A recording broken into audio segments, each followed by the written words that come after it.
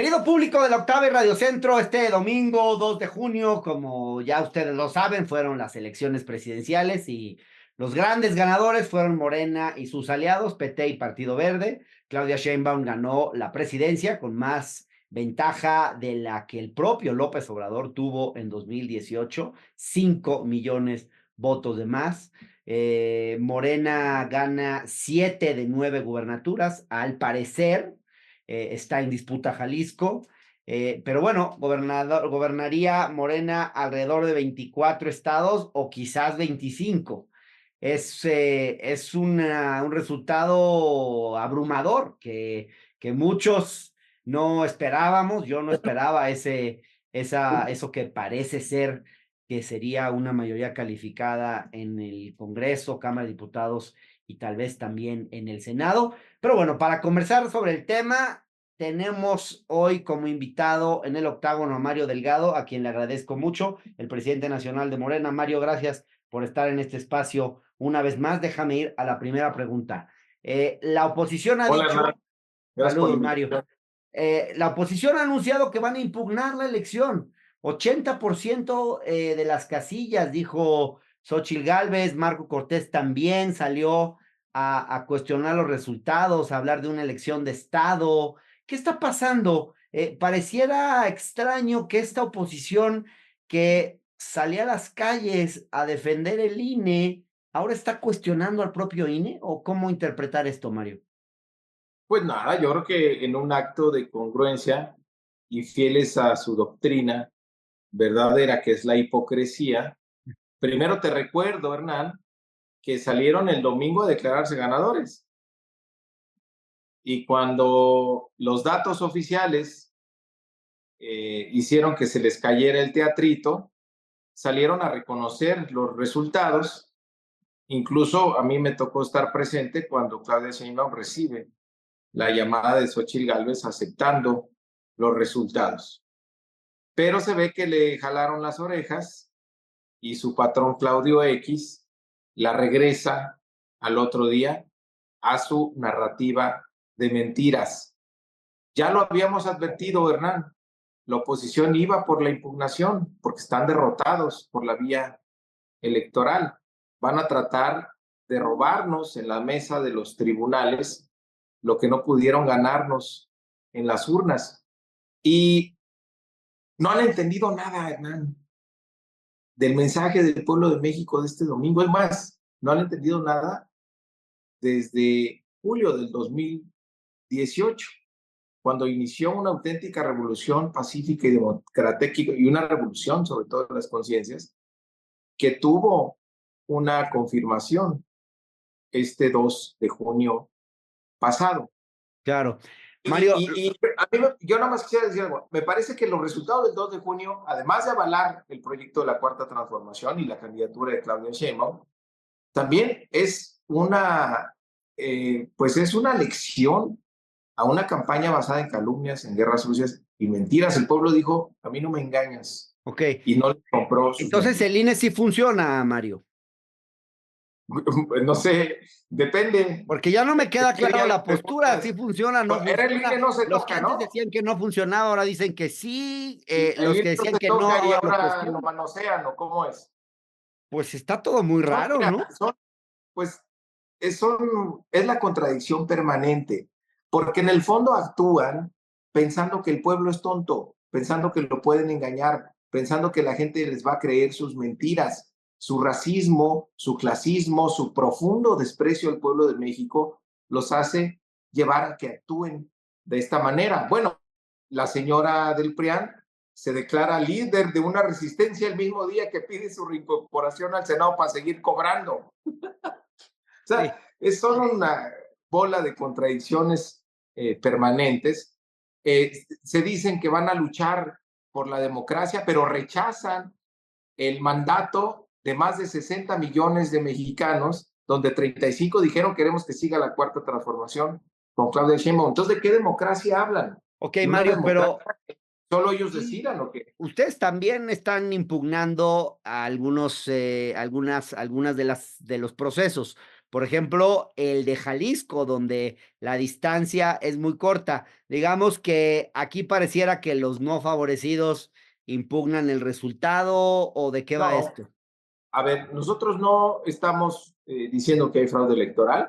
Lo que Okey, nosotros queremos es información, porque de los 5 partidos que participamos y tuvimos representantes de casilla, todas las actas son ilegibles. De hecho, tenemos información que los demás partidos tienen sus actas, pero son ilegibles. El PREP se detuvo al 63%.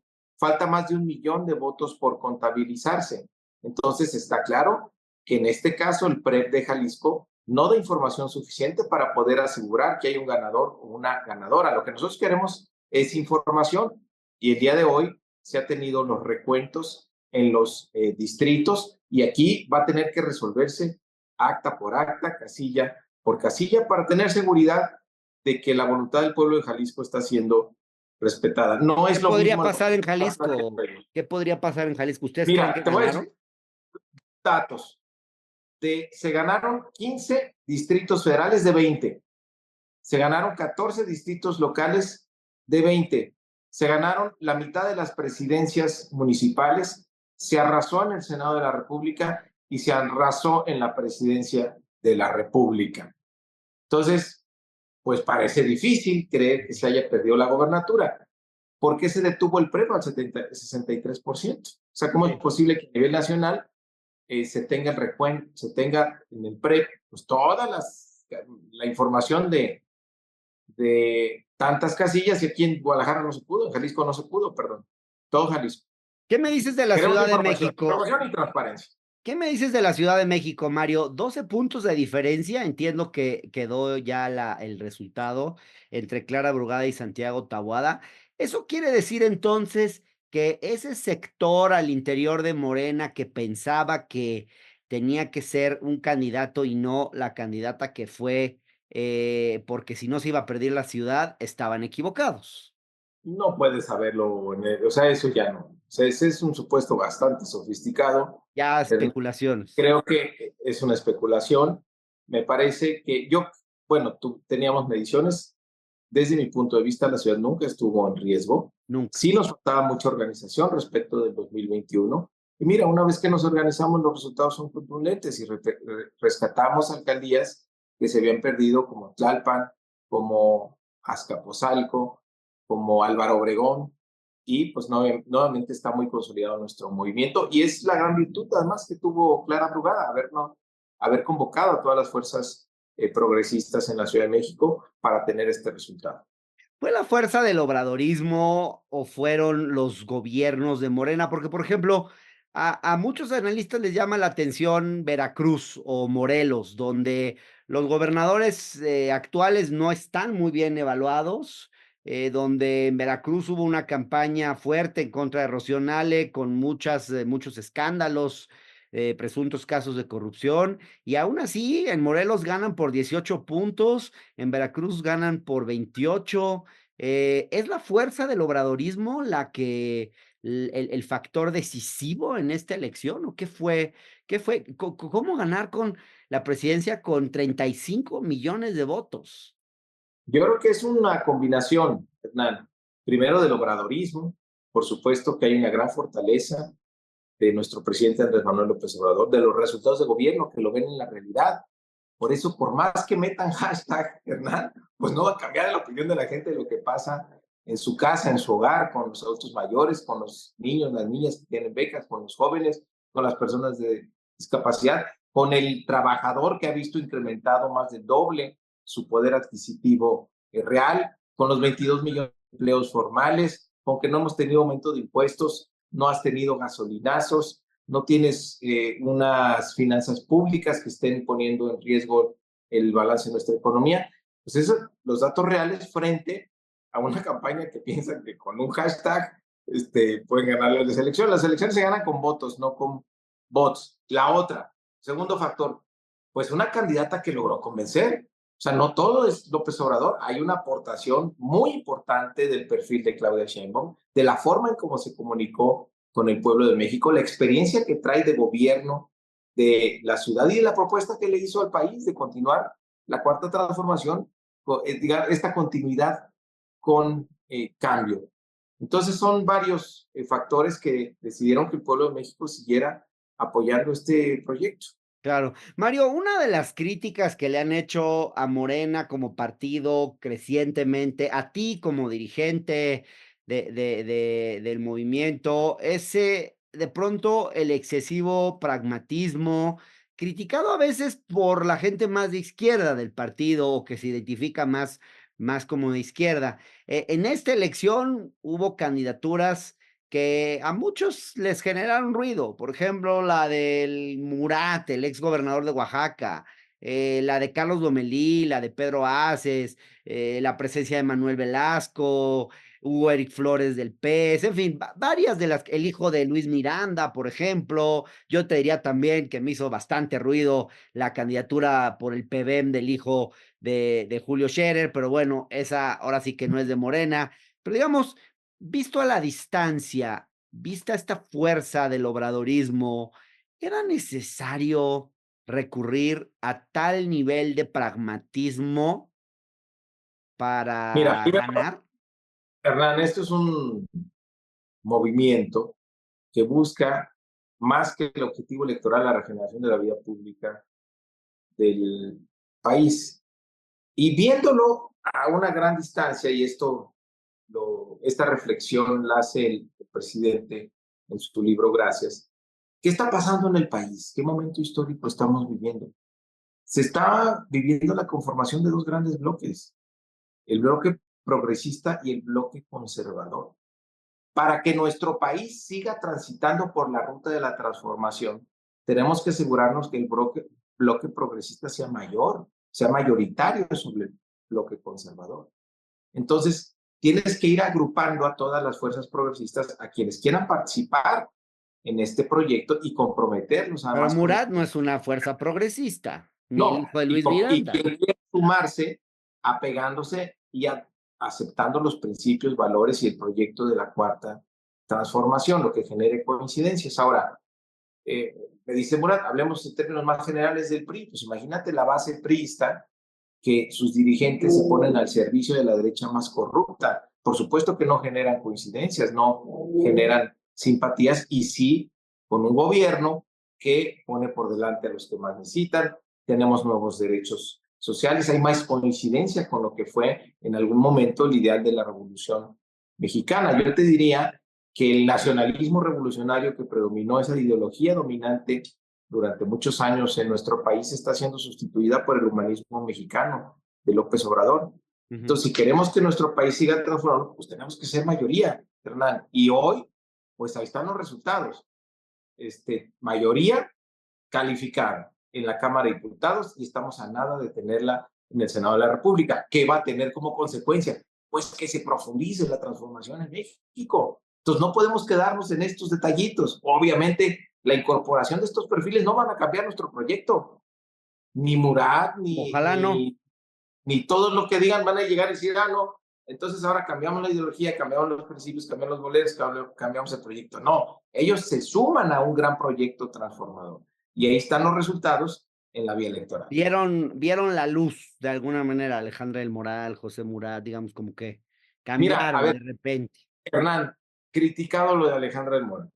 Es difícil saber cómo influyó, pero sí te puedo decir que ganamos 39 de 40 distritos federales en el estado. Eso ni en el 18. Y eso es lo que nos ayuda finalmente a construir una mayoría calificada que nos va a permitir seguir haciendo reformas constitucionales importantes. ¿Cómo ves esa mayoría que se pudiera formar en el Congreso, Mario? En 2018, por ejemplo, ustedes no eran aliados del Partido Verde. Después de la elección, tú eres de los que acercan al Partido Verde, hacen esa alianza en el Congreso. Hoy habría la posibilidad, si se confirma esta mayoría calificada en la Cámara de Diputados, la tendrían holgada. En el Senado les faltarían unos 4 o 5 senadores, según las proyecciones que se han hecho. ¿Qué querría decir esto? ¿En quién estarías pensando como posibles aliados de Morena te pregunto de repente si Movimiento Ciudadano pudiera ser ese aliado que le permita a Morena aprobar reformas constitucionales. Habría algunos senadores a la venta, a los que quizás se les pueda, digamos, hacer alguna oferta que no puedan resistir. ¿De qué se trataría? ¿Cómo se formaría A ver, la mayoría calificada? primero, Hernán, a ver, hay una sobrada mayoría calificada en la Cámara de Diputados. Recordar, en 2018 no se tuvo la mayoría calificada. A mí me tocó construirla con una alianza con el Partido Verde, con el Partido del Trabajo y el PES, que ya venían en una alianza electoral, y se fragmentó el PRD, y con eso llegamos a los 334 diputados que necesitamos para tener la mayoría calificada. Ahora, a la distancia, evaluemos si eso valió la pena o no, porque en su momento yo tuve esa coyuntura frente a mí, yo tuve esa decisión como líder de la mayoría de Morena, es si nos aliamos o no para tener la mayoría calificada.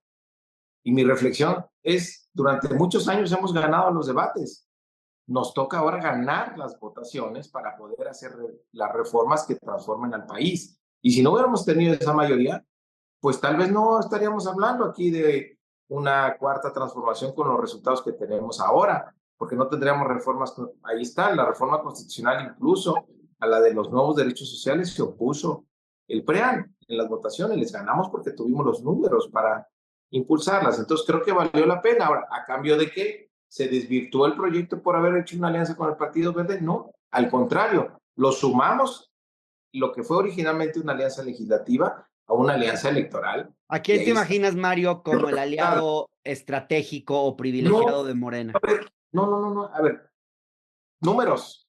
Tenemos mayoría calificada en la Cámara de Diputados y en el Senado estamos a 2 o 3 máximo senadores. De entre los 44 que va a tener la oposición, es, vamos a tener que hacer el trabajo político para encontrar coincidencia con los que necesitamos para hacer mayoría o para conformar un bloque más grande en caso de que algunos de los partidos que tendrán representación quieran impulsar la agenda de la transformación. Mario, ¿cómo interpretas la reacción de los mercados? El peso llegó a rozar los 18, el índice de la Bolsa Mexicana de Valores cayó 6%. En otras circunstancias, cuando gana determinado gobierno, los mercados reaccionan de forma más positiva. ¿Aquí qué pasó? Que como que no les gustó la mayoría calificada a los Fue mercados. muy, te diría que fue un brinquito del lunes ante la sorpresa de la mayoría calificada, pero pues yo quisiera recordar que pues no es la primera vez que somos mayoría. Fuimos mayoría y actuamos con mucha responsabilidad. Hoy tienes una economía con resultados que no tuviste en todo el periodo neoliberal. Tienes récord en reservas internacionales, más de 200,000 millones de dólares. Tienes un peso fortalecido. Tienes pues confianza porque han llegado más de 36,000 millones de dólares de inversión extranjera nada más el año pasado. Tienes un aumento sin precedente en la inversión pública, llegando a casi 4.5 puntos del PIB, lo que ha, en lugar de desplazar la inversión privada, ha incentivado la inversión privada que ha aumentado más de 20%. Trae cerca de 25 puntos del PIB de inversión. Fue el principal motor del crecimiento económico el año pasado. ¿Qué Tienes les un salario asusta que se entonces? ¿Cómo recuperó, que interpretas tienes la un reacción? parecido. Yo creo que la agenda, ¿no? ¿Cuál va a ser la agenda? ¿Cuáles van a ser las prioridades? Lo dijo muy bien ya el presidente de la República, es algo que tienen que pactar él y la presidenta electa, Claudia Sheinbaum, porque habrá un mes de coincidencia donde todo septiembre seguirá siendo Andrés Manuel López Obrador presidente con la nueva mayoría calificada. Entonces, creo que es una cuestión de información, de comunicación, de cómo se va a ordenar la agenda y por qué las reformas son en beneficio de nuestro país. Acuérdate, Hernán, pues hace 6 años se decía que la oposición decía que iba a haber fuga de capitales, que iba a haber devaluaciones, que era un gobierno populista que iba a gastar más de lo que tiene y fue todo lo contrario. Tenemos un gobierno muy disciplinado que ha generado una gran confianza. Así es. Los Mario, Leo fundamentos Zuckerman. económicos de México están muy sólidos. Entonces, pues sí, tuviste ahí algo de ruido, pero pues ruido menor a lo que se haga. Habría que tratar de entender qué fue lo que pasó y si ahora con el anuncio de que Rogelio Ramírez de la O se va a quedar en la Secretaría de Hacienda, los mercados logran sosegarse. Habrá que Es verlo. una gran noticia. Ahí está Ma- la garantía de la continuidad, de la certeza en el manejo económico. Mario, Leo Zuckerman dijo en la hora de opinar este lunes que el pueblo les dio a ustedes un mandato para concentrar el poder. ¿Qué opinas de estas palabras? ¿Así lo leen? ¿El mandato popular es concentrar poder? Y te pregunto, ¿se necesita de alguna manera concentrar poder para promover transformaciones sociales? ¿Es ese un poco el proyecto de Morena hoy? A ver, Hernán, nosotros vivimos en democracia. Hemos decidido, los mexicanos, dirimir nuestras diferencias en las urnas. No debe asustarnos una mayoría, sobre todo porque ya hemos dado pruebas de para qué queremos la mayoría.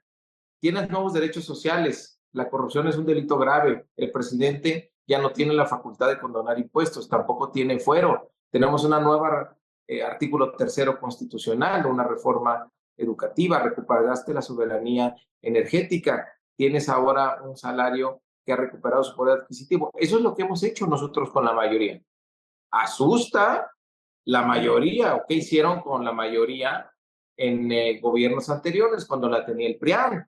Pues te recuerdo casos como el Fobaproa o la reforma energética que entregó el sector petrolero a los extranjeros, o te recuerdo los gasolinazos, o te recuerdo los aumentos de impuestos cada sexenio. Es decir, ahí están los hechos que hicieron el PRIAN con su mayoría y que hemos hecho nosotros con esta mayoría. Entonces es un falso discurso, o sea, se dicen demócratas cuando ellos ganan y cuando la mayoría dicta otra cosa que no les gusta, entonces hablan de autoritarismo. Entonces, una hipocresía permanente, es como la candidata del PRIAN que no le gustan los resultados. Bueno, por un lado, dice que ganó y luego acepta que perdió y al otro día dice que va a impugnar y al otro día convoca una resistencia y pide su regreso al Senado. Es decir, son puras contradicciones, es tratar de engañar a la gente. Un demócrata respeta el mandato del pueblo y el mandato del pueblo ha sido muy claro, que siga la cuarta transformación. Y en Así una es. democracia solamente el pueblo manda. Quizás sea pronto para esta reflexión, pero ¿cómo se va a mantener Morena unido como partido, siendo que en muchas circunstancias López Obrador ha sido una suerte de factor de unidad? Pareciera Morena todavía un partido con una débil institucionalidad. Yo entrevisté a Marcelo Ebrard hace algunos días, no muchos, y él decía que era muy importante establecer más claramente las reglas del partido. Con el resultado de ayer, bueno, no de ayer, del domingo, un partido, digamos, más institucionalizado y con menos conflictos internos, ¿es algo que se puede ver en el horizonte? ¿Cómo te imaginas que entre los distintos grupos de Morena no se van a empezar a pelear ahora todos entre sí una vez que López Obrador ya no esté? Bueno, es que siempre se habla de la institucionalidad de Morena y yo nada más quiero recordarte que, o decir que parte de los resultados del domingo tienen que ver con la mejor organización que tenemos ahora como partido político. A mí me tocó recibir un partido pues muy desorganizado y que venía de una derrota electoral en Coahuila y en Hidalgo. O sea, muy poco tiempo de haber ganado la presidencia teníamos derrotas. Y el tema era organización. Y con organización de nuestro partido hemos obtenido 24 gobernaturas de 32 que nos ha tocado participar. Y recuerdo una cosa, en estas elecciones se dirimieron 20,000 candidaturas. Dime alguna ruptura importante que hayamos tenido. Entonces, por supuesto que ya hay una institucionalidad en Morena y hay una militancia muy crítica, sí, pero también muy consciente de la prioridad del proyecto sobre cualquier Ma- interés Marcelo personal. estuvo Y a eso es lo punto que de ha salirse, prevalecido. Mario. Bueno, estuvo a punto de salirse, pero no se salió. Y ha sido un factor importante en la campaña de Claudia Sheinbaum. Por supuesto que él criticó, hizo algunas observaciones. Así es la militancia morena y qué bueno que siga así, porque es muy importante que en un movimiento tan fuerte siempre haya voces críticas para que nunca perdamos el rumbo y nunca traicionemos los principios que nos unen. Bien. Mario, por último, desde 2020 eres el presidente nacional de Morena. Bajo tu liderazgo y el de Citlali Hernández, pues se han conseguido resultados electorales importantes. Digamos, todo parece indicar que el plan C se estaría materializando. Y este año, pues, concluye tu mandato como presidente nacional de Morena. ¿Te ves en el gabinete de Claudia? Siento que podrías estar en Bucareli, no sé si siento bien o siento mal. Pues depende de la presidenta, es facultad de la presidenta electa ¿Te conformar su gustaría ser equipo de secretario de trabajo. Gobernación? Yo, mira, yo estoy muy satisfecho con el granito de arena pequeñito que he puesto al movimiento. Esto que tú dices, pues nos ha tocado la fortuna de ganar 24 gobernaturas, pueden ser 25 con Jalisco, de 32 procesos que nos ha tocado, dos mayorías, una mayoría simple, una mayoría calificada, y la presidencia de la República. Esa es una satisfacción muy grande. Yo nunca me imaginé que iba a ser presidente de Morena y tuve esta fortuna, tuve esta responsabilidad, pero sobre todo, pues un privilegio ser el dirigente de un movimiento que inició Andrés Manuel López Obrador. Entonces yo estoy muy satisfecho, pues vamos a ver para qué somos buenos, lo que disponga la presidenta. Lo que sí, Hernán, es que el partido está listo para tener una renovación mucho menos traumática que la que me tocó a mí. Ojalá, Y es ojalá. parte del fortalecimiento de esta institucionalidad que ya tiene Morena. Vas a ver que vamos a convocar a una renovación de la dirigencia que va a salir sin tantos problemas como la que me tocó a mí, y eso habla del fortalecimiento de nuestro partido. Con tanto poder que van a tener ahora, ya tienen mucho poder, van a tener mucho más. ¿Cómo van a hacer para mantenerse sobrios y no embriagarse en eso que porque el poder sabemos que corrompe a las personas, les hace perder piso, ¿cómo piensas que Morena, la gente de Morena puede, digamos, eh, llevar esta victoria con responsabilidad y no incurrir incluso en la propia frivolidad que a veces trae el poder? Pues siendo muy conscientes de que en este proyecto pues se lucha justamente por los demás, porque haya beneficios para el pueblo de México, para servir a la gente, no para servirse eh, del poder, y estando muy consciente, ¿verdad?, que tenemos un gran vigilante, que es el pueblo de México, que es muy estricto, que es muy crítico, que es muy observador, y cualquier desviación, pues obviamente la va a cobrar en las urnas. Y en política no hay victorias definitivas. Siempre tenemos que recurrir a la validación de las urnas del pueblo. Entonces, tenemos que seguir cumpliendo, tenemos que seguir siendo un instrumento de lucha del pueblo de México. Habrá algunos que se salgan del huacal, sin duda, pero ahí el pueblo se va a encargar de castigarlos o premiarlos. Pues muchas gracias por estar en el octágono, Mario, que estés muy bien. Contrario, gracias a ti, Hernán, auditorio.